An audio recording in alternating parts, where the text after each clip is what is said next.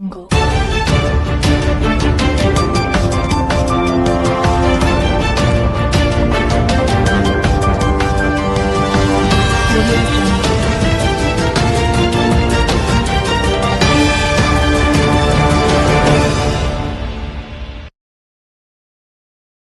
ನಗರದ 27ನೇ ವಾರ್ಡ್ನ HRS ಕಾಲೋನಿಯಲ್ಲಿ ಸ್ನೇಹ ಸಂಸ್ಥೆಯ ವತಿಯಿಂದ ಕಿಶೋರಿ ಸಂಪನ್ಮೂಲ ಕೇಂದ್ರ ಉದ್ಘಾಟನೆ ಹಾಗೂ ವೃತ್ತಿ ತರಬೇತಿ ಪಡೆದ ಅಭ್ಯರ್ಥಿಗಳಿಗೆ ಪ್ರಮಾಣಪತ್ರ ವಿತರಣಾ ಕಾರ್ಯಕ್ರಮ ವಿಜೃಂಭಣೆಯಿಂದ ನಡೆಯಿತು.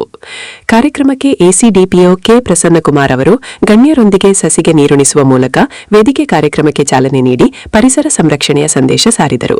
ಬಳಿಕ ತಾಲೂಕು ದೈಹಿಕ ಶಿಕ್ಷಣಾಧಿಕಾರಿ ಶ್ರೀಮತಿ ಎಂ ಸರಸ್ವತಿ ಅವರು ಕಿಶೋರಿ ಸಂಪನ್ಮೂಲ ಕೇಂದ್ರದ ನೂತನ ಕಟ್ಟಡವನ್ನು ಟೇಪ್ ಕತ್ತರಿಸುವ ಮೂಲಕ ಲೋಕಾರ್ಪಣೆ ಮಾಡಿದರು.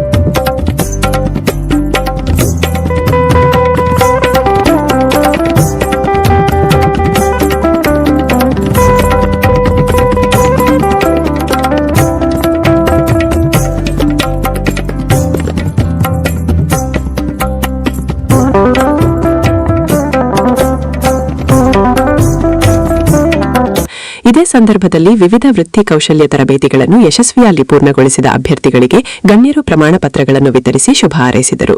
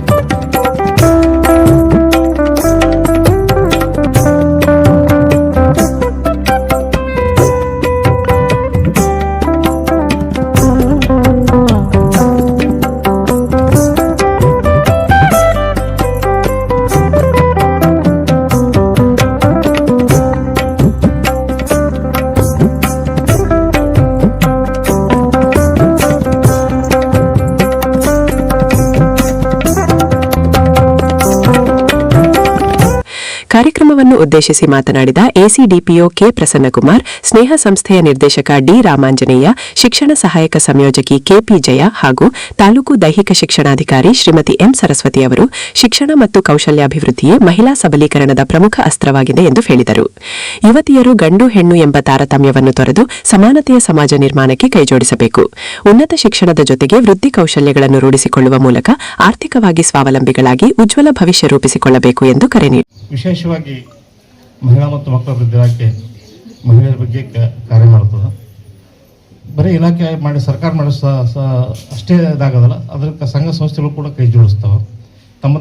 ತಮ್ಮ ಒಂದು ಸೀಮಿತ ಅವಕಾಶದೊಳಗೆ ಅವು ಒಳ್ಳೆ ಕಾರ್ಯಗಳನ್ನು ಮಾಡ್ತಿರ್ತವೆ.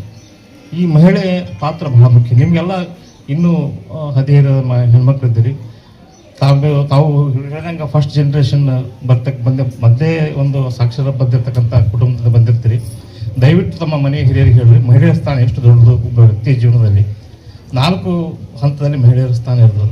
ಒಂದು, ತಂದೆಗೆ ಮಗಳಾಗಿ ಬರ್ತಾಳೆ, ಆಮೇಲೆ ತಾಯಿ ಆಗ್ತಾಳೆ, ಆಮೇಲೆ ಮಡದಿ ಆಗ್ತಾಳೆ, ಆಮೇಲೆ ಸಹೋದರಿ ಆಗ್ತಾಳೆ. 4 ಪಾತ್ರಗಳನ್ನು ಮಹಿಳೆ ಪ್ರತಿಯೊಬ್ಬರ ಜೀವನದೊಳಗೂ ನಿರ್ವಹಿಸ್ತಾಳೆ. ಬಹಳ ಮುಖ್ಯವಾದ ಸ್ಥಾನ ಮಹಿಳೆಗೆ. ಒಂದು ಪುರುಷ ಬಂದಂದ್ರೆ ಅದು ತಾಯಿಯಾಗಿ ತನ್ನ ಮಗನ ಇದು ಮಾಡ್ತಾಳೆ, ಆಮೇಲೆ ಸಹೋದರಿಯಾಗಿ ಬರ್ತಾಳೆ, ಜೊತೆಗೆ ಮಡದಿಯಾಗಿ ಆತನಿಗೆ ಹೆಗಲುಗೊಟ್ಟು ಮಾಡ್ತಾಳೆ, ಮತ್ತು ಮಗಳಾಗ್ತಾಳೆ. ಈ ರೀತಿ ಆಕಿ ಬಹಳ ಒಂದು ವ್ಯಕ್ತಿತ್ವದ. ಸರ್ಕಾರ ಅನೇಕ ಕಾರ್ಯಕ್ರಮಗಳು ಅಂಗನವಾಡಿ ಉದ್ದೇಶ ಇರತಕ್ಕಂಥದ್ದು ಮುಖ್ಯವಾಗಿ ತಾಯಂದಿರಲ್ಲಿರ್ತಕ್ಕಂಥ ರಕ್ತಹೀನತೆ ನಾವು ತೊಲಗಿಸಬೇಕು. ಅವರ ಗರ್ಭಿಣಿ ಮತ್ತು ಬಾಣಂತಿಯರು ಸಶಕ್ತವಾಗಿ ಅವರಿಗೆ ಜೀವಸತ್ವ ಇರ್ತಕ್ಕಂಥ, ಪ್ರೋಟೀನ್ ಇರ್ತಕ್ಕಂಥ, ವಿಟಮಿನ್ ಇರ್ತಕ್ಕಂಥ ಆಹಾರ ಕೊಟ್ಟುಕೊಂಡು ಅವರು ತಾವು ಶಕ್ತಿಯುತವಾಗಿ ಬಲಿಷ್ಠ ಮಕ್ಕಳನ್ನ ಭಾರತ ದೇಶಕ್ಕೆ ಕೊಡಬೇಕು. ಭಾರತ ದೇಶ ಮಕ್ಕಳು ಬಲಿಷ್ಠ ಆಗಬೇಕು, ಶಕ್ತಿವಂತರಾಗ ಉದ್ದೇಶ ಮಾಡಿದ ಸಾಕಷ್ಟು ಸಾಧನೆ ಮಾಡ್ಯಾರ. ಈ ದೃಷ್ಟಿಯಿಂದ ನಾವು ನೋಡ್ಬೇಕು. ಅಂಗನವಾಡಿ ಉದ್ದೇಶ ಇರ್ತಕ್ಕಂಥದ್ದು ಗರ್ಭಿಣಿ ಮತ್ತು ತಾಯಂದಿರ್ತಕ್ಕಂಥ ರಕ್ತಹೀನತೆ ತಡೆಗಟ್ಟೋದು ಮತ್ತು ಶಿಶುಗಳ ಒಂದು ಶಕ್ತಿಯನ್ನು ಮಾಡ್ತಕ್ಕಂಥದ್ದು, ಶಿಶುಗಳ ಕಡಿಮೆ ಮಾಡ್ತಕ್ಕಂಥದ್ದು. ಈ ದೃಷ್ಟಿಯಲ್ಲಿ ಸಾಕಷ್ಟು ಮಾಡ್ಯದ.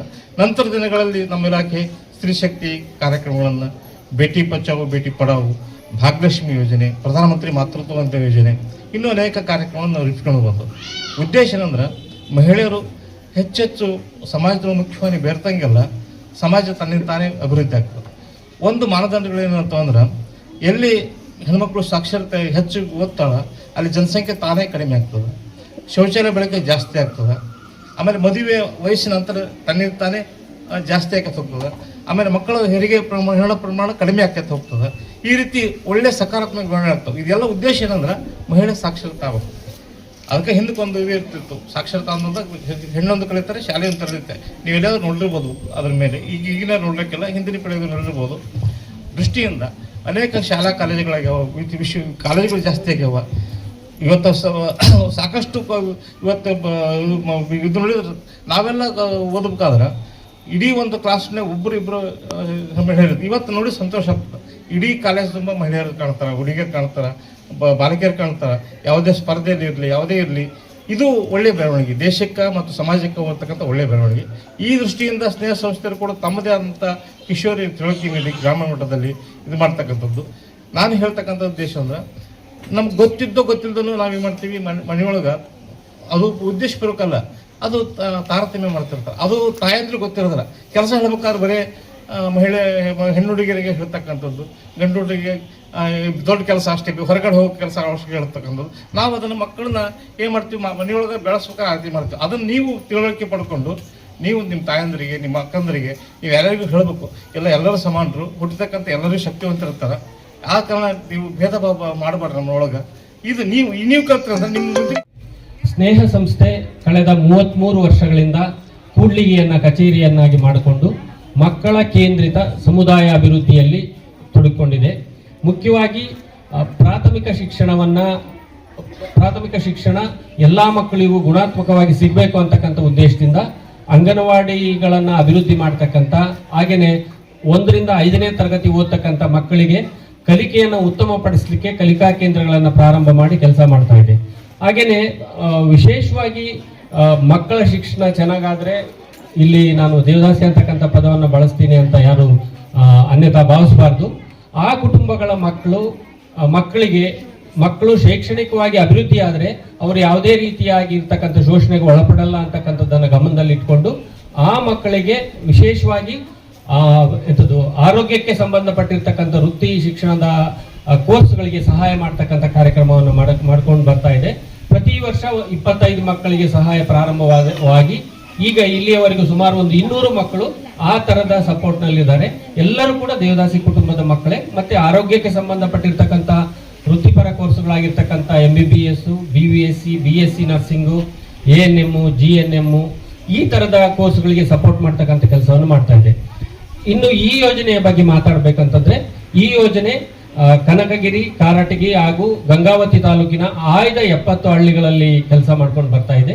ವಿಶೇಷವಾಗಿ ಕಿಶೋರಿಯರನ್ನ ಗಮನದಲ್ಲಿಟ್ಕೊಂಡು ಯಾವ ಕಿಶೋರಿಯೂ ಕೂಡ ಶಿಕ್ಷಣದಿಂದ ವಂಚಿತರಾಗಬಾರದು, ಅವರು ಸಮುದಾಯದಲ್ಲಿ ಸ್ಪರ್ಧಾತ್ಮಕ ಸಮುದಾಯದಲ್ಲಿ ಕಾಂಪಿಟೆಂಟ್ ಇಂಡಿವಿಜುವಲ್ ಆಗಿ ಡೆವಲಪ್ ಆಗಬೇಕು ಅಂತೇಳಿ ಅವರಿಗೆ ಅವರ ಅಭಿವೃದ್ಧಿಗೆ ಸಂಬಂಧಪಟ್ಟಿರ್ತಕ್ಕಂಥ ಎಲ್ಲ ಮಾಹಿತಿಯನ್ನು ಕೊಡ್ತಕ್ಕಂಥ ಹಾಗೇನೆ ಜೀವನ ಕೌಶಲ್ಯಗಳಿಗೆ ಸಂಬಂಧಪಟ್ಟಿರ್ತಕ್ಕಂಥ ಮಾಹಿತಿಯನ್ನು ಕೊಡ್ತಕ್ಕಂಥ ಕೆಲಸವನ್ನ ಸ್ನೇಹ ಸಂಸ್ಥೆ ಮಾಡ್ಕೊಂಡು ಬರ್ತಾ ಇದೆ.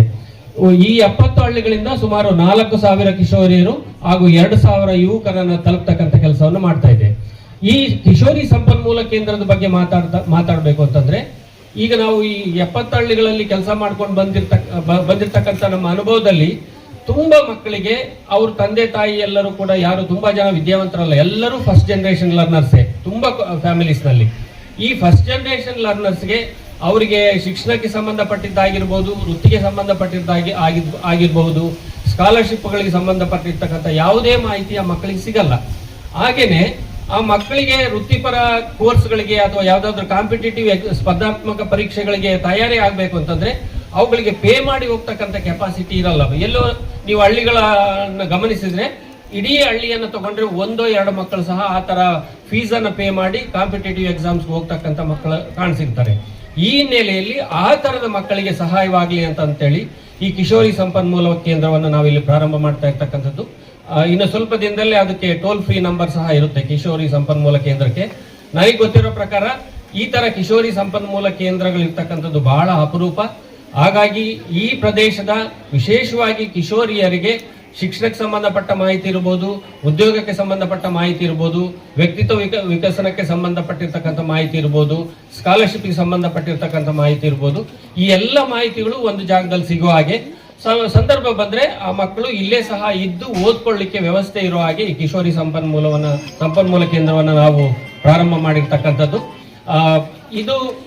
ಇದರ ಸದುಪಯೋಗವನ್ನ ಏನು ಕಿಶೋರಿಯರಿದ್ದಾರೆ 70 ಹಳ್ಳಿಗಳ ಕಿಶೋರಿಯರೇ ಅಂತಲ್ಲ, ಎಲ್ಲಾ ಹಳ್ಳಿಗಳ ಯಾವುದೇ ಹಳ್ಳಿಯ ಕಿಶೋರಿಯರು ಸಹ ಇದರ ಸದುಪಯೋಗವನ್ನು ಪಡೆದುಕೊಳ್ಬಹುದು. ಹಾಗೇನೆ ಈ ಸಂಪನ್ಮೂಲ ಕೇಂದ್ರದ ಬಗ್ಗೆ ಪ್ರತಿ ಹೈಸ್ಕೂಲ್ ನಲ್ಲಿ, ಯಾಕಂದ್ರೆ ಕಿಶೋರಿಯರು ಅಂತಂದ್ರೆ ನಾವು ವಿಶೇಷವಾಗಿ 12ರಿಂದ 18 ಪ್ಲಸ್ ವಯಸ್ಸಿನ ಮಕ್ಕಳ ಜೊತೆ ಕೆಲಸ ಮಾಡ್ತಾ ಇರೋದ್ರಿಂದ ಎಲ್ಲಾ ಹೈಸ್ಕೂಲುಗಳಿಗೆ ಎಲ್ಲಾ ಹಳ್ಳಿಗಳಿಗೆ ಮಾಹಿತಿ ಕೊಡ್ತಕ್ಕಂಥ ಕೆಲಸವನ್ನ ನಿಧಾನವಾಗಿ ಮಾಡ್ತಾ ಹೋಗ್ತೀವಿ. ಸ್ನೇಹಿತರೆ ಅಂತಾನೆ ಉದ್ದೇಶಿಸ್ತೇನೆ. ಸರ್ ಅವರು ಮಕ್ಕಳ ಅಂತ ಕರೆದ್ರು. ನಿಜವಾಗ್ಲೂ ನನಗೆ ಹೆಣ್ಮಕ್ಳು ಅಂದ್ರೆ ಇಷ್ಟ. ಮಕ್ಕಳಂತ ನಾನು ಕರೆದ್ರು ಕೂಡ ಸ್ನೇಹ ಸಂಸ್ಥೆ ಅಡಿಯಲ್ಲಿ ಬರುವಂತ ಎಲ್ಲಾ ಕಿಶೋರಿಯರಿಗೆ ಐ ಕಾಲ್ ಎ ಫ್ರೆಂಡ್ಸ್, ಸ್ನೇಹಿತರೆ ಅಂತಾನೆ ಕರಿಬೇಕು ಅಂತ ಅನಿಸ್ತದೆ. ಎಲ್ಲ ಒಂದು ಹತ್ರ ರಾಮಾಂಜನೇ ಸರಿಗೆ ನಾನು ಪರಿಚಯ ಮಾಡ್ಕೊಂಡೆ. ನಾನು ಈ ಮುಂಚೆ ಓದ್ಬೇಕಾದ್ರೆ ಮಕ್ಕಳೇ ನಂದೊಂದು ಚೂರು ಹೇಳ್ಬಿಡ್ತೇನೆ. ಯಾಕಂತ ಹೇಳಿದ್ರೆ ಸರಸ್ವತಿ ಮೇಡಮ್ ಅವರು 30 ವರ್ಷ ಶಿಕ್ಷಣ ಇಲಾಖೆಯಲ್ಲಿ ಕೆಲಸ ಮಾಡೋದಕ್ಕಿಂತ ಮುಂಚೆ NGOದಲ್ಲಿ ನಾನು ಓದ್ತಾ ಇರ್ಬೇಕಾದ್ರೆ ಕೆಲಸ ಮಾಡ್ತಾ ಇದ್ದೆ. ಸಂಜೀವನಯ್ಯನವರು ನನ್ನ ಹರಪನಹಳ್ಳಿ ವ್ಯಾಪ್ತಿಯಲ್ಲಿ ನಾನು ಡಿಗ್ರಿ ಕಾಲೇಜನ್ನು ರಾತ್ರಿ ಓದ್ಬಿಟ್ಟು ಬೆಳಗ್ಗೆ ಪರೀಕ್ಷೆ ಬರ್ತಿದ್ದೆ ಅಷ್ಟೇ. I studied like that. Before that ನಾನು ಟೈಮನ್ನು ಹೆಂಗೆ ಸ್ಪೆಂಡ್ ಮಾಡ್ತಿದ್ದೆ ಅಂತ ಹೇಳಿದ್ರೆ ಫೀಲ್ಡ್ ವರ್ಕ್ ಆಗಿ ರೂರಲ್ ಆ್ಯಂಡ್ ಅರ್ಬನ್ ಎರಡೂ ಕಡೆನೂ ಕೆಲಸ ಮಾಡ್ತಾ ಇದ್ದದ್ದು. ಏನಂದ್ರೆ ಆಸಕ್ತಿ ಅಷ್ಟೇ. ಜೀವನದಲ್ಲಿ ಒಂದು 60 ವರ್ಷ ಕೆಲಸ ಮಾಡ್ಬೋದೇನೋ ನಾವು, ಆದರೆ ಏನೇನು ಬಗೆಯಲ್ಲಿ ಕೆಲಸ ಮಾಡಬೇಕು ಅಂತ ಹೇಳಿ. ಸೊ ಅಲ್ಲಿ ನಾನು ಆಸ್ ಎ ಫೀಲ್ಡ್ ಆಫೀಸರ್ ಆಗಿ ವರ್ಕ್ ಮಾಡ್ತಿದ್ದೆ. ಅಲ್ಲಿ ನಾನು ನಿಮ್ಮನ್ನು ಹೆಂಗೆ ತಗೊಂಡ್ರೆ 18 ವರ್ಷಕ್ಕಾಗಲೇ ನಾನು NGOದಲ್ಲಿ ವರ್ಕ್ ಮಾಡ್ತಿದ್ದೆ ಅಂದರೆ I studied in clothing and embroidery diploma course ಮಾಡಿದ್ದೆ. ನಾನು ಡಿಪ್ಲೊಮಾ ಕೋರ್ಸ್ ಮಾಡೀನಿ ಅಂತಂದು ಅವ್ರ ಮುಂದೆ ಮಾರ್ಕ್ಸ್ ಕಾರ್ಡ್ ಇಟ್ಟೆ. Yes madam you are selected ಅಂತ ಹೇಳಿದ್ರು.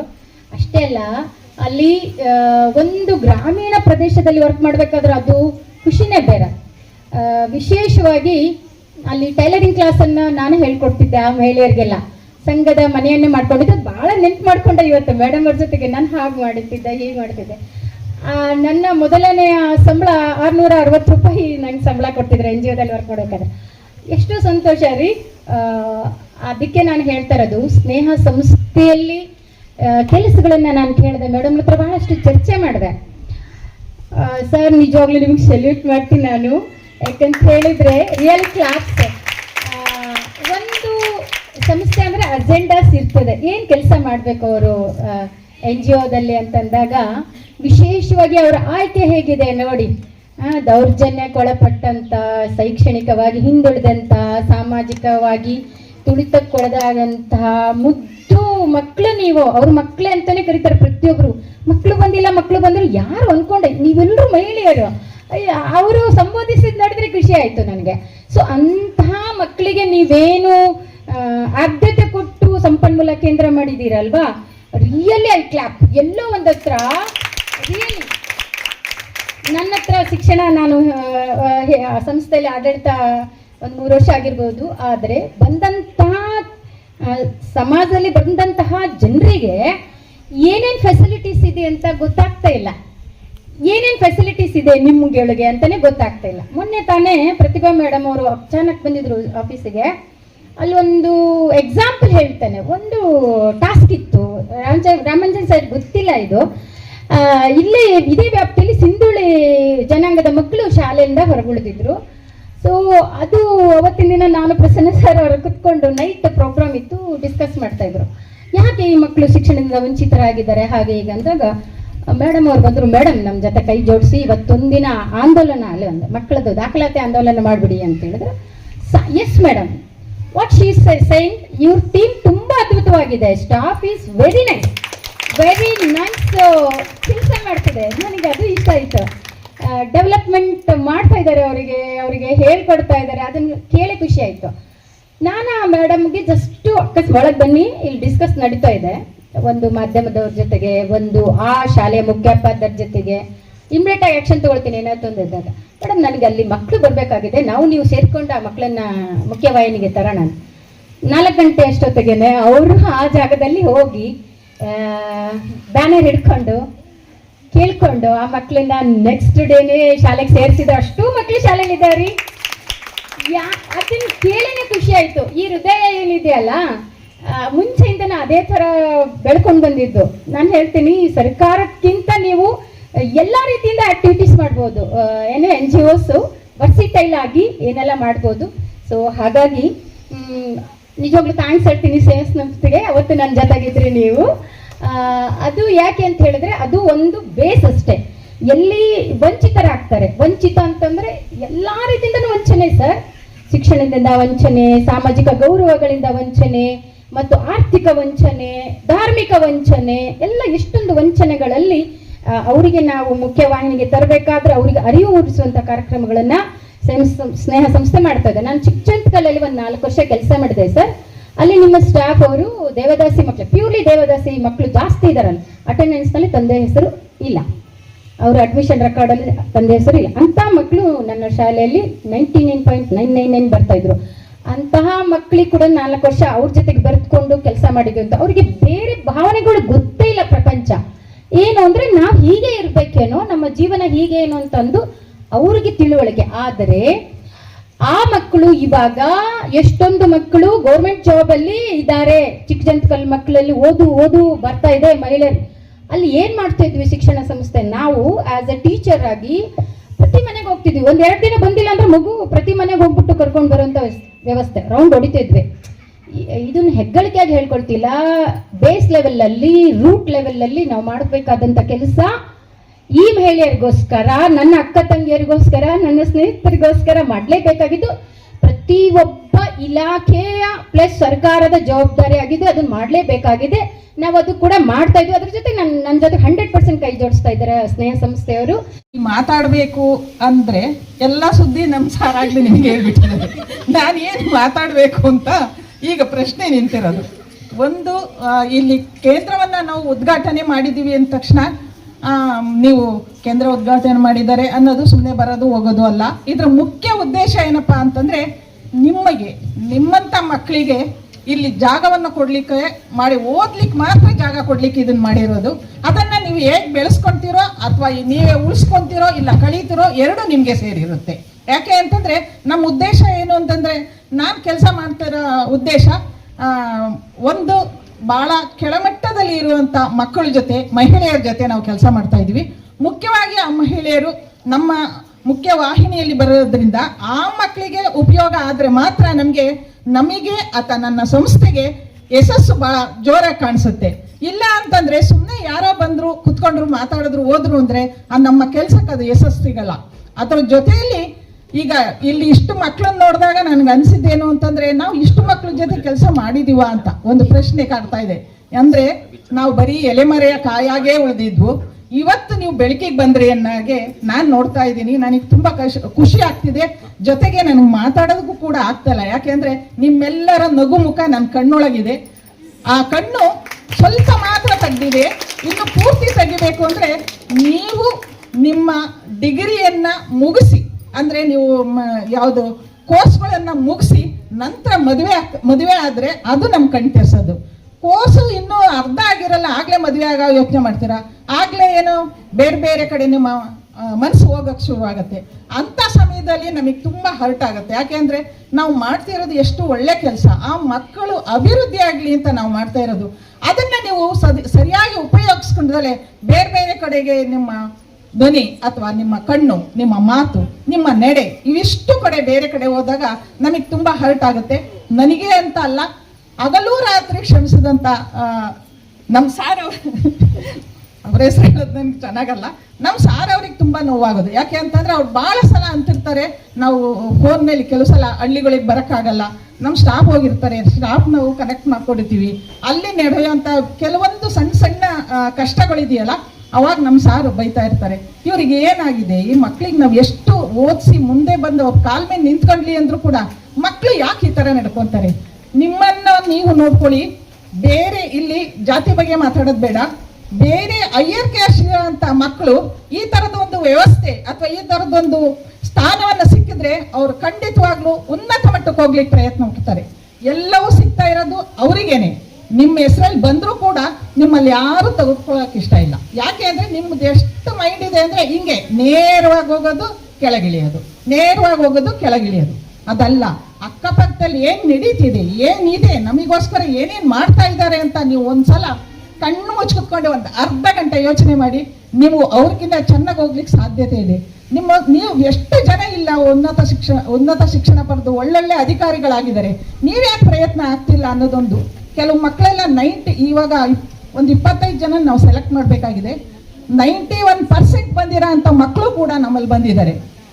52, 40, 48 ಒಳಗೆ ಬಂದಿರೋ ಅಂತ ಮಕ್ಕಳು ಇದ್ದಾರೆ.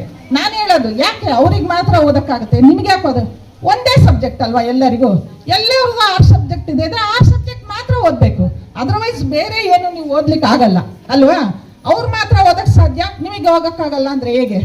ಅದು ನೀವು ತೀರ್ಮಾನ. ಅದನ್ನೇ ಹೇಳ್ತಾ ಇದ್ರು ಇಲ್ಲಿ ಮೇಡಮ್, ಒಂದು ತುಂಬಾ ಒಳ್ಳೆ ಮಾತು ಹೇಳಿದ್ರು, ದಾರಿಯನ್ನು ಮುಟ್ಟಬೇಕಾದ್ರೆ ನೀವು ಎದ್ದೇಳಬೇಕು ಅಂತ.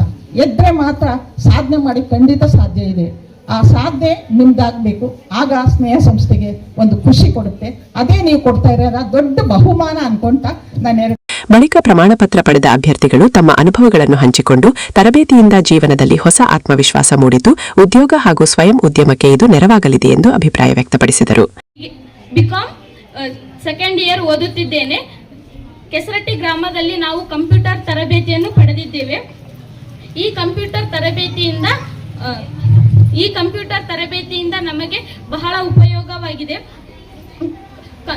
ನಮಗೆ ಕಂಪ್ಯೂಟರ್ ಸ್ಕಿಲ್, ಕಮ್ಯುನಿಕೇಶನ್ ಸ್ಕಿಲ್ ಮತ್ತು ಇಂಗ್ಲಿಷ್ ಗ್ರಾಮರ್ ಮತ್ತು ಸ್ಕಿಲ್ ಈ ಎಲ್ಲ ವಿಷಯಗಳಲ್ಲಿ ನಾವು ಹೆಚ್ಚಿನ ಜ್ಞಾನವನ್ನು ಪಡೆದಿದ್ದೇವೆ. ಈ ಕಂಪ್ಯೂಟರ್ ನಮ್ಮ ಗ್ರಾಮದಲ್ಲಿ ಬಂದು ಹೇಳಿದ್ದಕ್ಕೆ ಸ್ನೇಹ ಸಂಸ್ಥೆಗೆ ತುಂಬು ಹೃದಯದ ಧನ್ಯವಾದವನ್ನು ಹೇಳುತ್ತೇನೆ. ಏಕೆಂದರೆ ಮರ್ಕುಂಬಿ ಮತ್ತು ಕೆಸಕ್ಕೆ ಅಂಚಿನ, ನಂದೂರು ಕೆಸಕ್ಕೆ ಅಂಚಿನ, ಅಲ್ಲಿ ಇವೆರಡು ಊರು, ನಮ್ಮೂರ್ಲಿಂದ ಕೆಸರಟ್ಟಿಗೆ ಬರ್ಲಿಕ್ಕೆ 1.5 ಕಿಲೋಮೀಟರ್ ಆಗುತ್ತಾ. ಮತ್ತೆ ಮರ್ಕುಂಬಿಯಿಂದ ಕೆಸರಟ್ಟಿಗೆ ಬರ್ಲಿಕ್ಕೆ 3 ಕಿಲೋಮೀಟರ್ ಆಗುತ್ತಾ. ಇಷ್ಟು ದೂರದಿಂದ ಬಂದು ನಾವು ಕೆಸರಟ್ಟಿಗೆ ಕಂಪ್ಯೂಟರ್ ಪಡೆದಿದ್ದೇವೆ ಎಂದು ಖುಷಿಯಾಗುತ್ತೆ. ಯಿಂದ ನಮಗೆ ಬಹಳಷ್ಟು ಅನುಕೂಲವಾಗಿದೆ. ಏಕೆಂದರೆ ನಾವು ಪ್ರತಿಯೊಂದಕ್ಕೂ ಕನಗಿರಿಲ್ಲ ಗಂಗಾವತಿಗೆ ಬರಬೇಕಾಗಿತ್ತು. ಹಾಗಾಗಿ ಇದರಿಂದ ನಮಗೆ ಬಹಳಷ್ಟು ಉಪಯೋಗವಾಗಿದೆ. ಮನೆಯಲ್ಲೇ ಕುಳಿತು ಆರಾಮಾಗಿ ದುಡಿಯುವಂತವಾಗಿದೆ ಈ ಒಂದು ಹೊಲಿಗೆ ತರಬೇತಿಯಿಂದ. ಇಷ್ಟನ್ನು ಹೇಳುತ್ತಾ ತರಬೇತಿ ಪಡೆದ ಅಭ್ಯರ್ಥಿಗಳಿಗೆ ಪ್ರಮಾಣ ಪತ್ರ ವಿತರಣಾ ಕಾರ್ಯಕ್ರಮ. ಎಲ್ಲರಿಗೂ ತುಂಬ ಹೃದಯದ ಸ್ವಾಗತ. ಈ ಸಂಸ್ಥೆಯು ಅನೇಕ ಕಡೆಗಳಲ್ಲಿ ಅನೇಕ ಉಪಯೋಗಗಳನ್ನ ಕೊಡುತ್ತಾ, ಆದ್ರ ಏನೇನಂದ್ರೆ ಹೊಲಿಗೆ ಯಂತ್ರ ಆಗಿರ್ಬೋದು, ನಮ್ಮ ಕಂಪ್ಯೂಟರ್ ವ್ಯವಸ್ಥೆ ಆಗಿರ್ಬೋದು, ನಮ್ಮ ಬಡತನದಲ್ಲಿರ್ತಕ್ಕಂಥ ಮಕ್ಕಳಿಗೆ ಬಟ್ಟೆ ಆಗಿರ್ಬೋದು, ಪುಸ್ತಕ ಎಲ್ಲವನ್ನ ಒದಗಿಸ್ಕೊಡುತ್ತಾ. ಮತ್ತೆ ಅಂತಂದ್ರೆ ದೇವದಾಸಿ ತಾಯಂದಿರ ಮಕ್ಕಳಿಗೆ ನರ್ಸಿಂಗ್ ಓದುವುದಕ್ಕೆ ಎಷ್ಟೆಲ್ಲ ಖರ್ಚಾದ್ರೂ ಸಹ ಅವರಿಗೆ ಓದಿಸ್ತಾ ಇದ್ದಾರೆ. ನೀವೆಲ್ಲಿವರೆಗೂ ಹೋಗಿ ಓದ್ತೀರಿ ಅಷ್ಟೆಲ್ಲ ಓದಿಸ್ತೀವಿ ಅಂತ ಹೇಳ್ಕೊಡ್ತಿದ್ದಾರೆ. ಮತ್ತೆ ಇನ್ನೂ ಅನೇಕ ಉಪಯೋಗಗಳನ್ನ ಮಾಡಿದರೆ. ಇನ್ನು ಹೀಗೆ ಇದು ಮುಂದುವರಲಿ ಅಂತ ಹೇಳ್ತಾ ನಾನು 2 ಭಾಷಣಗಳನ್ನು ಮುಗಿಸುತ್ತೇನೆ. ಅಧ್ಯಕ್ಷರಾಗಿದ್ದೇನೆ. ಸಂಪನ್ಮೂಲ ಕೇಂದ್ರ ಉದ್ಘಾಟನೆಯಲ್ಲಿ ನಾನು ಭಾಗವಹಿಸುವುದರಿಂದ ನನಗೆ ತುಂಬಾ ಸಂತೋಷವಾಗುತ್ತದೆ. ಈ ಸಂಪನ್ಮೂಲ ಕೇಂದ್ರವು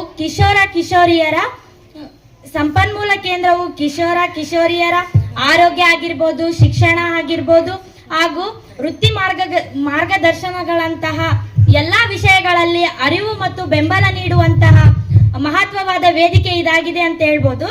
ಹಾಗೆಯೇ ಯುವಜನರ ಕನಸುಗಳಿಗೆ ದಾರಿ ತೋರಿಸುವ ಹಾಗೂ ಪ್ರತಿಭೆಯನ್ನು ಬೆಳೆಸುವ ಮತ್ತು ಆತ್ಮವಿಶ್ವಾಸವನ್ನು ಹೆಚ್ಚಿಸುವುದು ಈ ಕೇಂದ್ರ ನಮಗೆಲ್ಲ ಮಾಡಿದೆ ಅಂತ ಹೇಳ್ಬೋದಾಗುತ್ತೆ. ಈ ಸ್ನೇಹ ಸಂಸ್ಥೆಯು ನಮಗೆ ತುಂಬಾ ಉಪಯುಕ್ತವಾಗಿದೆ. ಇದರಿಂದ ಹಲವಾರು ಮಾಹಿತಿಗಳನ್ನು ನಾವು ತಿಳ್ಕೊಂತೇವೆ. ಇನ್ನೂ ಮಾಹಿತಿ ತಿಳ್ಕೊಬೇಕಂತ ನನ್ನಲ್ಲಿ ಪ್ರತಿಪಾದಿಸ್ತೇನೆ. ಇಷ್ಟು ಹೇಳುತ್ತಾ ನನ್ನ 2 ಮಾತುಗಳು